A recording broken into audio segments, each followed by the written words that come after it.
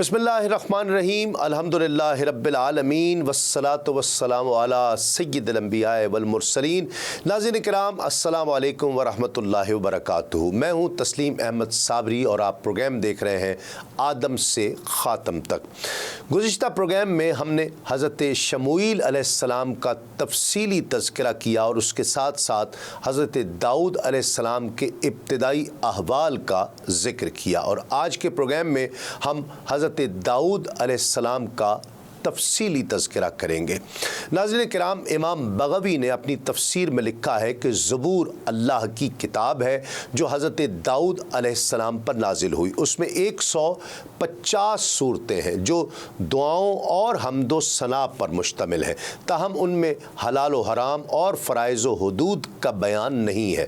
ज़बूर के लुग़वी माना पारे या टुकड़े के हैं। इसका एक मतलब शेर भी है। ज़बूर तख्ती या किताब लिखने के मानों में भी इस्तेमाल हुआ है। अरबी शायरी में ज़बूर और ज़ुब्र किताबत, किताब और तख्ती के मानों में कई जगह इस्तेमाल हुआ है। दरअसल ज़बूर के नुज़ूल का मकसद तौरात की तकमील था, इसलिए गोया ये तौरात ही का एक हिस्सा या टुकड़ा है। इरशाद रब्बानी है व आतैना दाऊदा ज़बूरा, और हमने दाऊद को ज़बूर अता फरमाई। इस मुक़द्दस किताब में 150 सूरतें थीं। सब में दुआ, अल्लाह रब्बुल इज़्ज़त की सलाह और उसकी तहमीद व तमजीद का बयान है। न इसमें हलाल व हराम का बयान है, न फ़राइज़ और न ही हुदूद और अहकाम का। इस किताब का कुछ मज़मून कुरान मजीद में बयान किया गया है। चुनांचे इरशाद रब्बानी है वलक़द कतबना फ़िज़्ज़बूर मिन बादि ज़िक्र अन्नल अर्द यरिसुहा इबादियस्सालिहून, और बेशक हमने नसीहत के बाद ज़बूर में लिख दिया कि इस ज़मीन के वारिस मेरे नेक बंदे होंगे। तफसीर खाज़िन में है कि इस आयत में जिस ज़मीन का तज़किरा है उससे एक कौल के मुताबिक मुराद जन्नत की ज़मीन है जिसके वारिस अल्लाह ताला के नेक बंदे होंगे। जबकि हज़रत अब्दुल्ला बिन अब्बास रज़ी अल्लाह ताला अन्हुमा फरमाते हैं इससे कुफ़ार की ज़मीन मुराद हैं जिन्हें मुसलमान फ़तह करेंगे। एक कौल ये भी है कि इससे शाम की ज़मीन भी मुराद है जिसके वारिस अल्लाह ताला के वो नेक बंदे होंगे जो उस वक्त शाम में रहने वालों के बाद आएंगे। तारीख़ मसूदी में है कि अल्लाह रब्बुल इज़्ज़त ने आप पर इब्रानी ज़ुबान में ज़बूर नाजिल फरमाई थी जिसमें 150 सूरतें थीं। उनका तिहाई हिस्सा तो आपसे मुताल्लिक़ है, तिहाई बख्त नसर के अज़कार और तिहाई आपके मुस्तक़बिल के अहकाम पर मुश्तमिल था। इसमें कुछ हिस्सा अहले सौर के अज़कार का है और कुछ तरग़ीब व तमजीद और तरहीब पर मुश्तमिल है, लेकिन इसमें अवामिर और नवाही और हलाल और हराम के मुतालिक कुछ नहीं है। हज़रत दाऊद अलैहिस्सलाम के अतराफ़ व जवानिब के लोग आपकी हैबत से बहुत मुतासिर थे और यही हाल आपके कुछ मुखालिफीन और दुश्मनों का भी था। आपने यरूशलेम में एक इबादत गाह तामीर की थी, उसका एक हिस्सा महराब दाऊद कहलाता था जो हमारे ज़माने यानी 332 सन हिजरी तक मौजूद रहा। तालूत की बेटी से हज़रत दाऊद अलैहिस्सलाम के यहाँ एक बेटा अबशालूम नामी पैदा हुआ। ये उनकी औलाद अकबर थी। फिर हज़रत दाऊद अलैहिस्सलाम ने एक औरत से निकाह किया, उसके बतन से हज़रत सुलेमान अलैहिस्सलाम पैदा हुए जिनकी नस्ल में 3 पुश्तों तक सल्तनत और नबूवत साथ साथ रही। नाज़रीन किराम, कौम अमालका के ज़ालिम व जाबिर बादशाह जालूत की फ़ौज के मुकाबले में सफ़ारा बनी इसराइल के बादशाह हज़रत तालूत के लश्कर में एक कम उम्र नौजवान भी अपनी गुलेल के साथ शामिल था। क्योंकि नौउम्र होने की वजह से उसे असलहा नहीं दिया गया था, जालूत जिस्म को सामान हरब से सजाए नहायत रौनत और तकब्बुर से शाही सवारी पर बैठा अहले ईमान को दावत मुबारज़त दे रहा था। अभी बनी इसराइल का ये छोटा सा लश्कर कोई फ़ैसला भी नहीं कर पाया था कि अचानक उनकी सफ़ों में मौजूद ये कम उम्र नौजवान उक़ाब जैसी बरक रफ्तारी से बाहर निकला और जालूत के सामने पहुंचकर उसे ललकारने लगा। गोश्त के पहाड़, لہیم شہیم اور طویل القامت جالوت نے حیرت کے ساتھ نوجوان کو دیکھا تو حقارت سے بولا، جا میری آنکھوں کے سامنے سے دور ہو جا، میں تجھے قتل کرنا پسند نہیں کرتا۔ بے خوف نوجوان نے بادشاہ کی آنکھوں میں آنکھیں ڈال کر گرجدار آواز میں جواب دیا، لیکن تجھے قتل کرنا مجھے پسند ہے۔ پھر فلک پر چمکتے سورج کی تیز روشنی میں ارض و سما نے ایک حیرت انگیز منظر دیکھا۔ نوجوان کی غلیل سے گولی کی طرح نکلے پتھر سے جالوت کا متکبر سر پاش پاش ہو چکا تھا اور اس کا طاقتور جسم زمین پر اوندھے منہ پڑا ہوا تھا۔ یہ سب اتنا اچانک ہوا کہ جالوت کی اسلحے سے لیس فوج کو سنبھلنے کا موقع ہی نہ ملا اور وہ بدحواس ہو کر بھاگ کھڑی ہوئی۔ یہ نوجوان ایک چرواہا تھا جو سارا دن جنگل میں بکریاں چرایا کرتا اور غلیل سے بکریوں کے قریب آنے والے درندوں کو مار بھگاتا تھا، لیکن قدرت نے تو اس کے لیے بڑے فیصلے کر رکھے تھے۔ اللہ رب العزت نے پہلے اسے بنی اسرائیل کا بادشاہ بنایا اور پھر اسے نبوت اور رسالت کے عظیم منصب پر فائز فرمایا۔ قرآن مجید میں ارشاد ربانی ہے، داؤد علیہ السلام نے جالوت کو قتل کر ڈالا اور اللہ نے ان کو بادشاہی اور دانائی بخشی اور جن جن چیزوں کا چاہا انہیں علم عطا فرمایا۔ سدی کہتے ہیں کہ جب وہ لوگ جالوت اور اس کی فوج کے آمنے سامنے ہوئے تو انہوں نے عرض کیا کہ اے میرے پروردگار، جتنا صبر ہے سب ہم پر انڈیل دے اور ہمیں ثابت قدم رکھ۔ اس لشکر میں داؤد کے والد اور ان کے 13 بیٹے بھی شریک تھے، ان میں سب سے چھوٹے داؤد علیہ السلام تھے۔ انہوں نے بھی نہر پار کی تھی۔ ایک دن داؤد نے آ کر اپنے والد سے کہا، جب بھی میں کوئی تیر نشانے پر لگاتا ہوں تو وہ تیر اسے پھاڑ دیتا ہے۔ یہ سن کر باپ نے کہا، اے بیٹے، تجھے خوشخبری ہو کہ اللہ نے تیرا رزق تیرے تیر کے نشانے پر رکھا ہے۔ داؤد علیہ السلام ایک مرتبہ پھر اپنے والد کے پاس آئے اور کہا کہ میں نے پہاڑوں کے درمیان تیر کو بھاگتے ہوئے دیکھا، میں اس پر سوار ہو گیا اور اس کے کان پکڑ لیے مگر اس نے مجھے کوئی تکلیف نہیں پہنچائی۔ اس پر باپ نے کہا، اے بیٹے خوش ہو جاؤ، یہ نیک خبر ہے جو اللہ تعالیٰ تجھے عطا کریں گے۔ داؤد علیہ السلام بکریاں چرایا کرتے تھے۔ آپ کے والد آپ کو پیچھے چھوڑ دیتے تھے تاکہ آپ اپنے والد اور بھائیوں کے لیے کھانا لے کر آئیں۔ تاریخ طبری میں ہے کہ شموئیل علیہ السلام کے پاس ایک سینگ آیا جس میں تیل اور لوہے کا تنور تھا۔ انہوں نے یہ طالوت کے پاس بھیجا اور یہ پیغام دیا کہ جو شخص جالوت کو قتل کرے گا اس کی نشانی یہ ہے کہ یہ سینگ اس کے سر پر پورا آ جائے گا اور یہ تیل اس کے سر پر لگایا جائے گا، لیکن اس کا کوئی بھی قطرہ نیچے نہیں گرے گا۔ یہ سینگ اس شخص کے سر پر پرندے اقلیل کی طرح لگے گا اور اگر اس کا سر تنور میں داخل ہو گیا تو اسے بھر دے گا۔ طالوت نے تمام بنی اسرائیلیوں کو بلایا اور ان پر تجربہ کیا، لیکن کسی کے سر کو اس کے مطابق نہ پایا۔ جب سب فارغ ہو گئے تو طالوت نے داؤد علیہ السلام کے والد سے کہا کہ آپ کا کوئی ایسا آدمی رہ گیا ہے جو یہاں موجود نہ ہو؟ فرمایا، میرا بیٹا داؤد رہ گیا ہے، وہ ہمارے لیے کھانا لے کر آتا ہی ہوگا۔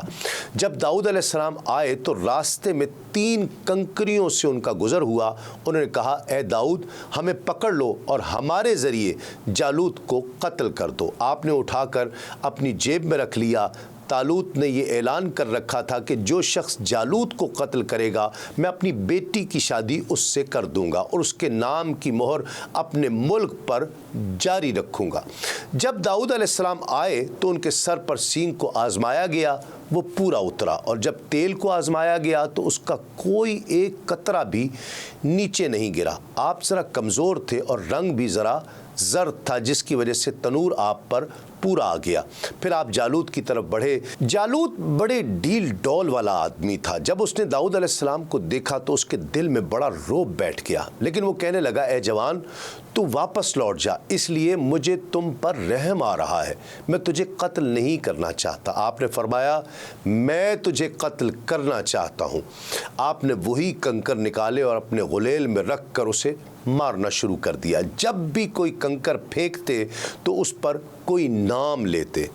پہلے کنکر پر کہا ابراہیم کے نام پر، دوسرے کنکر پر کہا اسحاق کے نام پر، تیسرے کنکر پر کہا کہ یہ اسرائیل کے نام پر، آپ نے پھر پھینکا اور غلیل کو گھمایا اور ایک پتھر پھینکا جو اس کی آنکھوں کے درمیان لگا اور آپ نے اسے قتل کر دیا۔ پھر اسی طرح آپ ان لوگوں کو قتل کرتے رہے۔ پھر طالوت نے اپنی بیٹی کی شادی داؤد علیہ السلام سے کر دی اور آپ کے نام پر مہر جاری کر دی۔ یہ دیکھ کر لوگ داؤد علیہ السلام کی طرف مائل ہوئے اور آپ سے محبت کرنے لگے۔ تاریخ مسعودی میں اس انعام و اکرام کی تفصیل اس انداز میں بیان کی گئی ہے کہ پہلے تو طالوت نے چاہا کہ جالوت سے جنگ کے سلسلے میں اپنے مذکورہ بالا وعدے سے پھر جائے، لیکن حضرت داؤد علیہ السلام کے ساتھ ساری قوم کا التفات دیکھ کر اس نے اپنی تہائی سلطنت اور تہائی مال و منال ان کی خدمت میں پیش کر دیا اور ان کے ساتھ اپنی بیٹی کی شادی بھی کر دی، اپنے خدام میں سے بھی 1/3 ان کو دے دیے۔ طبری کے مطابق جب طالوت نے دیکھا کہ لوگ میری نسبت داؤد علیہ السلام سے زیادہ محبت کرتے ہیں تو اس کے دل میں حسد پیدا ہوا اور اس نے آپ کے قتل کا ارادہ کر لیا۔ داؤد علیہ السلام کو پتہ چل گیا کہ طالوت انہیں قتل کرنا چاہتا ہے۔ آپ نے اپنی قیام گاہ میں شراب کا مٹکا رکھ دیا۔ طالوت جب قتل کرنے کے لیے اندر داخل ہوا تو آپ وہاں سے بھاگ گئے۔ اس نے مٹکے کو ایک ضرب لگائی جس سے وہ پھٹ گیا اور شراب کا ایک قطرہ اس کے منہ میں چلا گیا۔ وہ کہنے لگا، اللہ داؤد پر رحم کرے، وہ کس قدر شراب پینے والا ہے۔ داؤد علیہ السلام اس کے مقابلے کے لیے اس کے گھر آ گئے۔ اس وقت طالوت سویا ہوا تھا۔ آپ نے 2 تیر اس کے سر کے پاس اور اس کے قدموں کی جانب اور 2 تیر دائیں اور بائیں جانب لگا دیے اور واپس چلے آئے۔ جب طالوت کی آنکھ کھلی تو اس نے سب پہچان لیا کہ داؤد آئے تھے اور کہا کہ اللہ داؤد پر رحم کرے، وہ مجھ سے بہتر ہیں، اگر میں اس پر قابو پاتا تو اسے قتل کر دیتا، لیکن اس نے مجھ پر قابو پایا اور مجھے چھوڑ دیا۔ پھر طالوت ایک روز سوار ہو کر جنگل میں جا رہا تھا۔ آپ کو دیکھ کر اس نے کہا کہ آج میں داؤد کو ضرور قتل کروں گا۔ داؤد علیہ السلام جب بھاگتے تو انہیں کوئی پہچان نہیں سکتا تھا۔ آپ طالوت گھوڑے پر سوار ہو کر ان کے پیچھے ہو لیا اور داؤد علیہ السلام بھاگ کھڑے ہوئے، یہاں تک کہ ایک غار میں داخل ہوئے۔ اللہ رب العزت نے مکڑی کو حکم دیا کہ وہ غار پر جالا بن لے۔ جب طالوت غار کے دہانے پر پہنچے تو وہ مکڑی کا جالا دیکھ کر کہنے لگے کہ اگر داؤد اس میں داخل ہوئے ہوتے تو یہ جالا ٹوٹ جاتا۔ یہی سوچ کر وہ وہاں سے چلے گئے۔ طالوت کے اس عمل کی وجہ سے لوگوں نے اسے اپنے تان کا نشانہ بنایا۔ طالوت کی یہ حالت ہو گئی کہ جو بھی اسے داؤد کو قتل کرنے سے منع کرتا وہ اسے قتل کر دیتا۔ بہت سے لوگوں نے اسے قتل کرنے کی کوشش کی مگر کامیاب نہ ہو سکے، یہاں تک کہ ایک عورت آئی جسے اسم اعظم معلوم تھا۔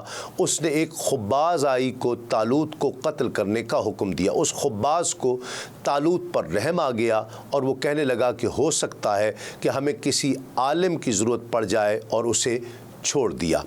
جالوت کو موت کے منہ میں بھیجنے پر طالوت نے حضرت داؤد علیہ السلام کو حسب وعدہ نصف ملک دیا اور اپنی بیٹی کا آپ کے ساتھ نکاح کر دیا۔ ایک مدت کے بعد طالوت نے وفات پائی تو حضرت داؤد علیہ السلام پوری سلطنت کے بادشاہ بن گئے۔ کچھ عرصے بعد حضرت شموئیل علیہ السلام کا وصال ہو گیا تو اللہ رب العزت نے حضرت داؤد علیہ السلام کو سلطنت کے ساتھ ساتھ نبوت سے بھی سرفراز فرما دیا۔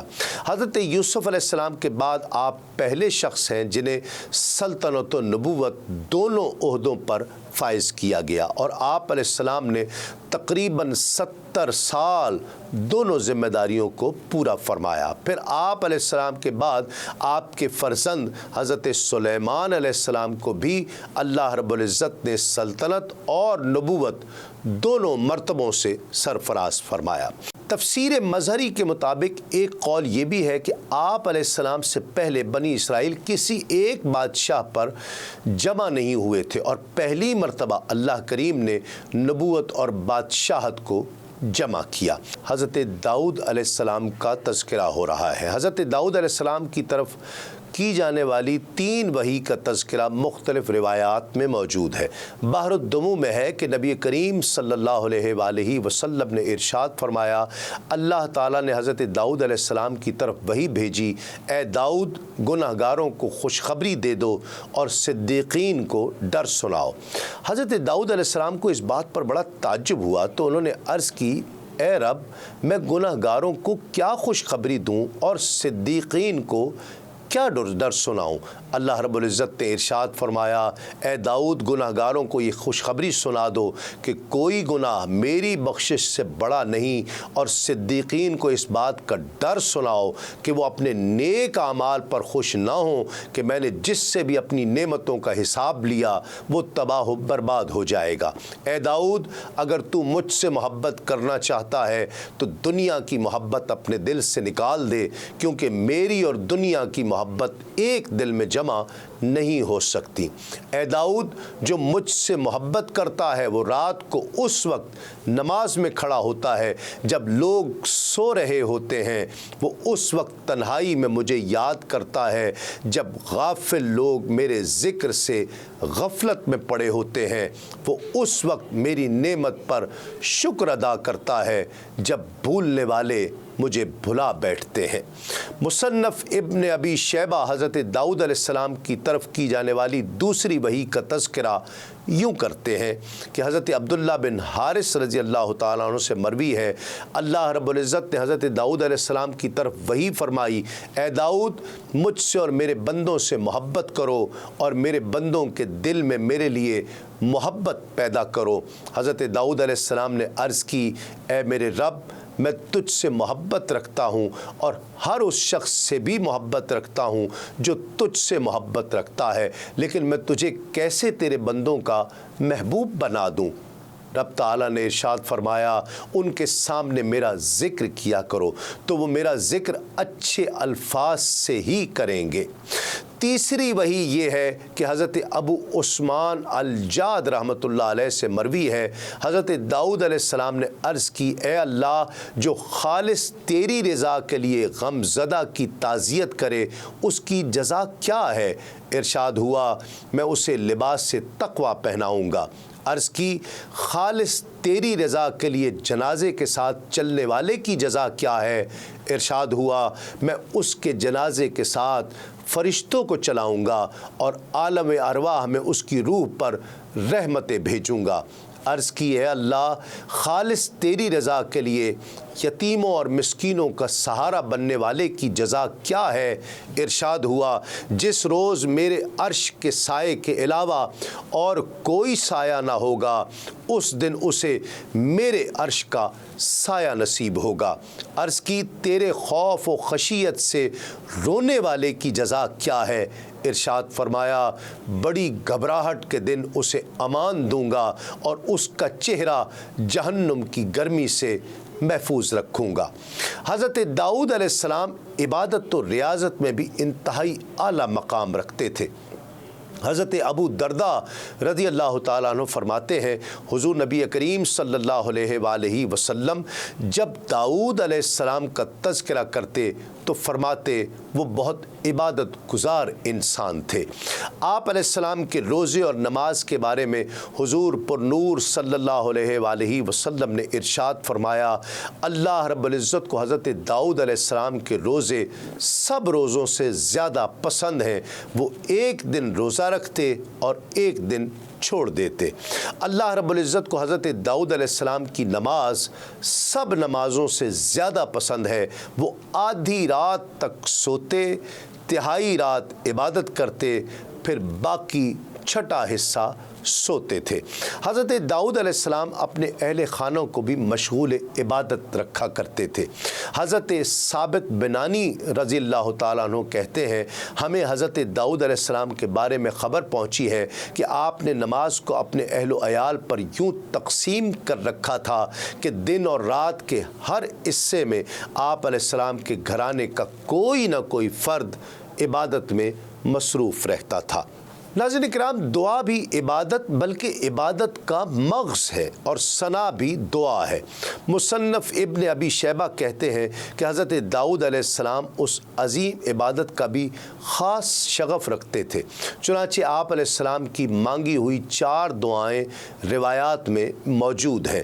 پہلی دعا یہ ہے کہ اے اللہ، تو پاک ہے، تو میرا رب ہے، عرش کے اوپر تیری ہی سلطنت و بادشاہی ہے، تو نے آسمانوں اور زمین میں موجود ہر چیز پر اپنی خشیت لازم کر دی ہے، تو تیری مخلوق میں قدر و منزلت کے اعتبار سے وہی زیادہ تیرے قریب ہے جو سب سے زیادہ تجھ سے ڈرتا ہے۔ اس بندے کے پاس کچھ علم نہیں جو تجھ سے ڈرتا نہیں، اور اس میں کوئی دانائی نہیں جو تیرے حکم کا پابند نہ ہو۔ در منصور میں ہے کہ حضرت داؤد علیہ السلام دن میں 3 مرتبہ یہ دعا کیا کرتے کہ اے اللہ، اس دن میں تو نے میرے لیے جو آزمائش مقدر کی ہے اس سے مجھے نجات عطا فرما، اور اے اللہ، تو نے اس دن میں جو بھلائی نازل کی ہے مجھے بھی اس میں سے حصہ عطا فرما۔ آپ علیہ السلام شام میں بھی اسی طرح دعا کیا کرتے، اور اس دعا کے بعد آپ علیہ السلام نے کوئی ناپسندیدہ معاملہ نہیں دیکھا۔ موجم الاوسط کے مطابق اے اللہ، میں تیری پناہ چاہتا ہوں اس مال سے جو مجھ پر فتنہ ہو، اور اس اولاد سے جو مجھ پر وبال ہو، اور اس بدخلق عورت سے جو بڑھاپے سے پہلے بوڑھا کر دے، اور میں تیری پناہ چاہتا ہوں اس برے پڑوسی سے جس کی آنکھیں میرے معاملات تو دیکھیں اور اس کے کان میری باتیں تو سنیں، لیکن اگر وہ کوئی اچھائی دیکھے تو اسے دبا دے، اور برائی دیکھے تو اسے لوگوں پر ظاہر کر دے۔ اے اللہ، مجھے ایسا محتاج نہ بنانا کہ تجھے بھول جاؤں، اور ایسا مالدار بھی نہ بنانا کہ تجھ سے سرکش ہو جاؤں۔ غربت و امیری کی اس کیفیت سے بچنے کے حوالے سے نبی کریم صلی اللہ علیہ وآلہ وسلم نے بھی بہت خوبصورت رہنمائی فرمائی ہے۔ حضرت ابو ہریرہ رضی اللہ تعالیٰ عنہ سے روایت ہے، حضور نبی کریم صلی اللہ علیہ وآلہ وسلم نے ارشاد فرمایا کہ 7 چیزوں سے پہلے نیک اعمال کرنے میں جلدی کر لو۔ لوگ انتظار نہیں کر رہے مگر جلا دینے والے فقر کا، یا سرکشی میں ڈال دینے والی مالداری کا، یا بے عقل کر دینے والے بڑھاپے کا، یا مزاج و حواس کو بگاڑ دینے والی بیماری کا، یا اچانک آنے والی موت کا، یا دجال کا۔ پس وہ پوشیدہ شر ہے جس کا انتظار کیا جا رہا ہے، یا قیامت کا، حالانکہ قیامت تو نہایت سخت اور سب سے زیادہ کڑوی ہے۔ حضرت داؤد علیہ السلام کی دعا سے متعلق ایک واقعہ حضرت ابو الجلد رضی اللہ تعالیٰ عنہ سے مروی ہے کہ حضرت داؤد علیہ السلام نے منادی کی، الصلاۃ الجامعہ کا اعلان کرنے کا حکم دیا۔ لوگ یہ گمان کرتے ہوئے گھروں سے نکلے کہ آج واعظ و نصیحت اور دعا کا دن ہوگا۔ جب جمع ہونے کی جگہ بھر گئی تو حضرت داؤد علیہ السلام نے دعا کی، اے اللہ، ہمیں بخش دے۔ یہ دعا فرما کر آپ علیہ السلام واپس چلے گئے۔ بعد میں آنے والوں نے پہلوں سے مل کر واپسی کی وجہ پوچھی۔ انہوں نے کہا کہ حضرت داؤد علیہ السلام ایک دعا کر کے واپس تشریف لے گئے ہیں۔ بعد میں آنے والوں نے کہا، سبحان اللہ، ہمیں تو امید تھی کہ آج کا دن عبادت، دعا اور واعظ و نصیحت کا خاص دن ہوگا، اور انہوں نے صرف ایک دعا کی۔ اللہ رب العزت نے آپ پر وحی فرمائی کہ اپنی قوم کو پیغام پہنچا دیں کہ وہ آپ کی اس دعا کو کم سمجھتے ہیں، حالانکہ جس کی میں مغفرت کر دوں اس کے دنیا و آخرت کے تمام کام درست کر دیتا ہوں۔ حضرت ثابت اور عبد الوہاب بن ابی حفص رضی اللہ تعالی عنہما سے مروی ہے کہ ایک مرتبہ حضرت داؤد علیہ السلام نے روزے کی حالت میں شام کی وقت افطار آپ کی بارگاہ میں دودھ پیش کیا۔ فرمایا، تمہارے پاس یہ دودھ کہاں سے آیا؟ لوگوں نے عرض کی، ہماری بکری کا ہے۔ ارشاد فرمایا، بکری خریدنے کے پیسے کہاں سے آئے تھے؟ عرض کیا، یا نبی اللہ، آپ یہ باتیں کیوں پوچھ رہے ہیں؟ ارشاد فرمایا، ہم رسولوں کے گروہ ہیں اور ہمیں حلال رزق کھانے اور نیک عمل کرتے رہنے کا ہی حکم دیا گیا ہے۔ تاریخ ابن عساکر میں بیان کیا گیا ہے کہ حضرت داؤد علیہ السلام بہت زیادہ خوف خدا رکھتے تھے۔ رسول اللہ صلی اللہ علیہ وآلہ وسلم نے ارشاد فرمایا، لوگ حضرت داؤد علیہ السلام کو بیمار سمجھتے ہوئے ان کی عیادت کو آیا کرتے، حالانکہ انہیں کوئی مرض نہیں تھا بلکہ وہ خشیت الہی میں مبتلا ہوا کرتے۔ حضرت خالد بن درکر رحمۃ اللہ علیہ سے مروی ہے کہ حضرت داؤد علیہ السلام کی حضرت لقمان رضی اللہ تعالیٰ عنہ سے ملاقات ہوئی تو آپ علیہ السلام نے فرمایا، اے لقمان، تم نے کس حال میں صبح کی؟ عرض کی، اس تصور میں کہ میری جان دوسرے کے قبضے میں ہے، یعنی خدا کے قبضے میں ہے۔ حضرت داؤد علیہ السلام نے اس بات میں غور و تفکر کیا تو خوف خدا سے ان کی چیخ نکل گئی۔ حضرت ابن ثابت رحمۃ اللہ علیہ سے مروی ہے کہ حضرت آدم علیہ السلام کے بعد اگر حضرت داؤد علیہ السلام کے خوف خدا کے سبب بہنے والے آنسوؤں کا تمام اہل زمین کے آنسوؤں سے موازنہ کیا جائے تو دونوں برابر ہوں گے۔ امام غزالی رحمۃ اللہ علیہ فرماتے ہیں، حضرت داؤد علیہ السلام جب موت اور قیامت کو یاد کرتے تو رونے لگتے، یہاں تک کہ آپ کے جوڑ ہل جاتے۔ پھر جب رحمت الہی کا ذکر کیا جاتا تو اپنی حالت میں واپس لوٹ آتے۔ تفسیر ابن کثیر میں حافظ ابن عساکر کی روایت ہے کہ حضرت داؤد علیہ السلام اپنی خلافت کے زمانے میں بھی بھیس بدل کر بازاروں میں جایا کرتے اور لوگوں سے پوچھا کرتے کہ داؤد کیسے آدمی ہے۔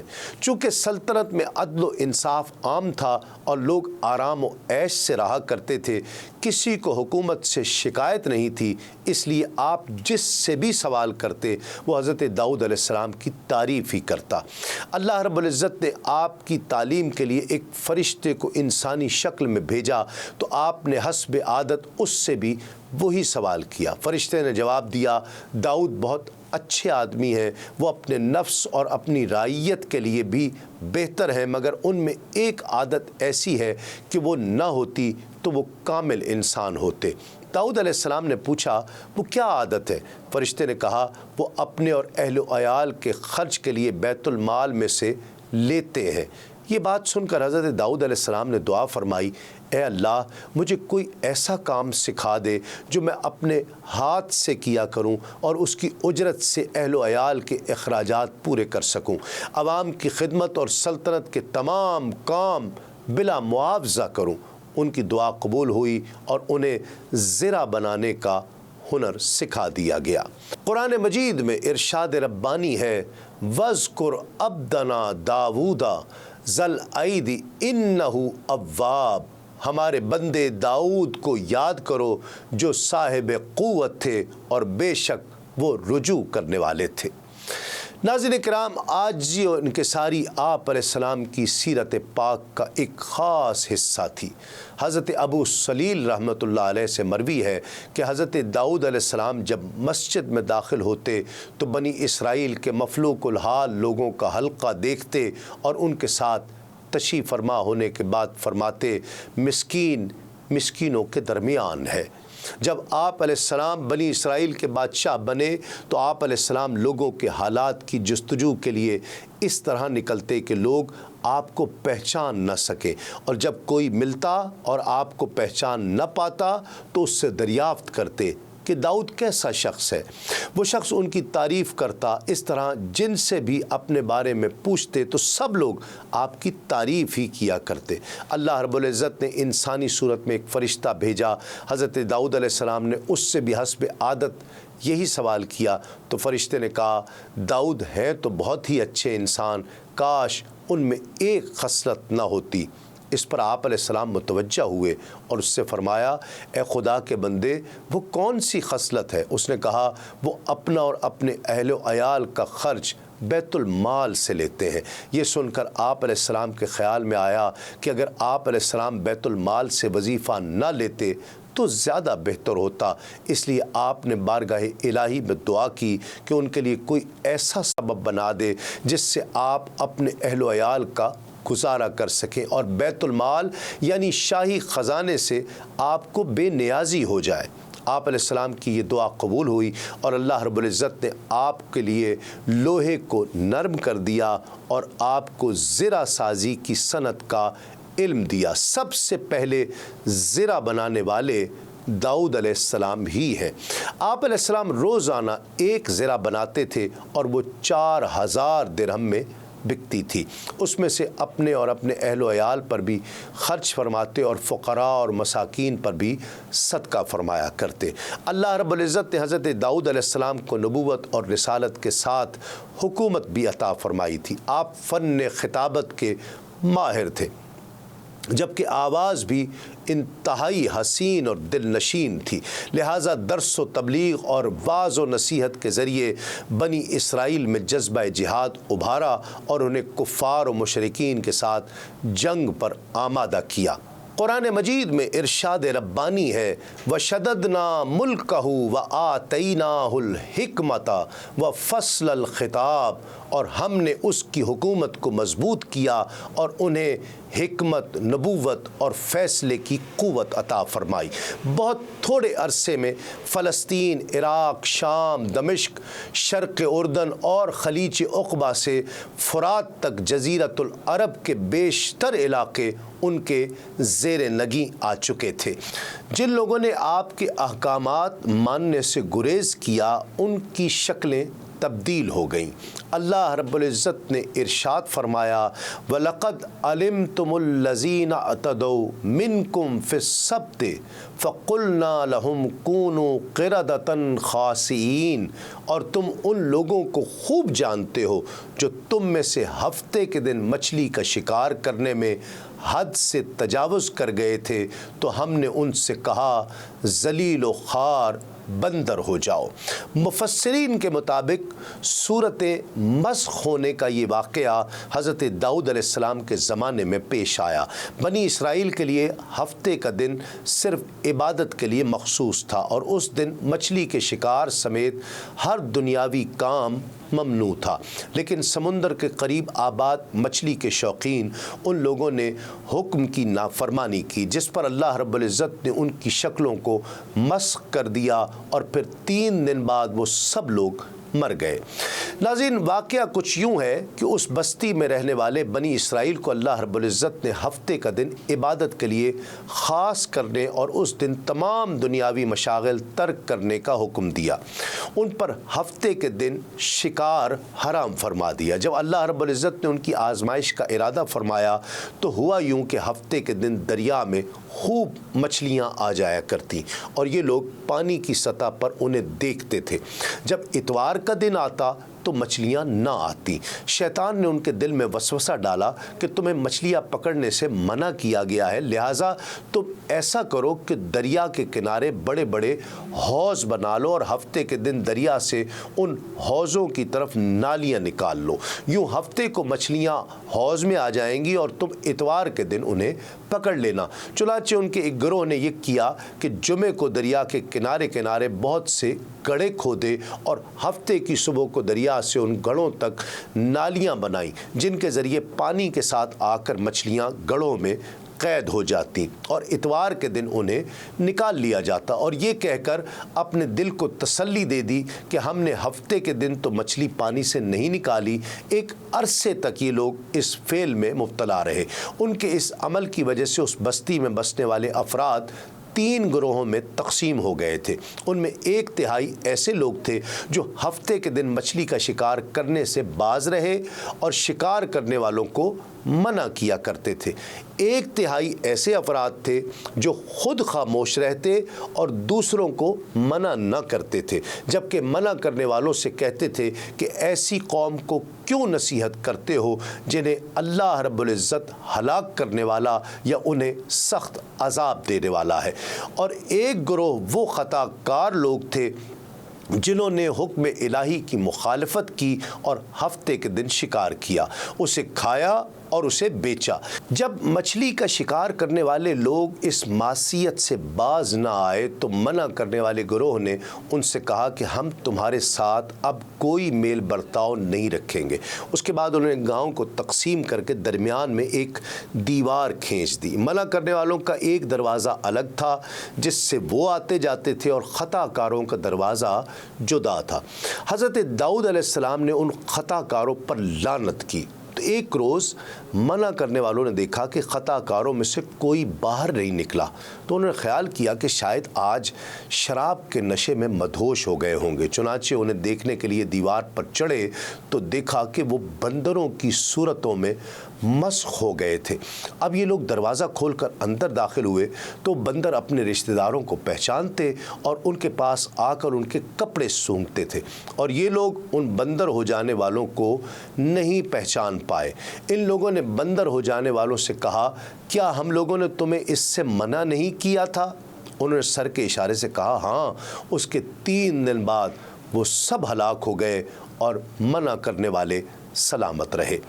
تفسیر قرطبی میں ہے کہ یہود نے شروع میں تو ہیلے بہانے کر کے مچھلیاں پکڑی، پھر عام طور پر شکار کھیلنے لگے، تو ان میں 2 جماعتیں ہو گئی۔ ایک جماعت میں علماء اور صلحاء تھے جو انہیں اس کام سے روکتے، جبکہ دوسری جماعت نافرمان افراد پر مشتمل تھی۔ پھر بستی کے بھی 2 حصے کر لیے گئے اور ان کے باہمی تعلقات بالکل منقطع ہو گئے۔ ایک روز محسوس ہوا کہ جس حصے میں نافرمان رہتے ہیں وہاں بالکل سناٹا چھایا ہوا ہے۔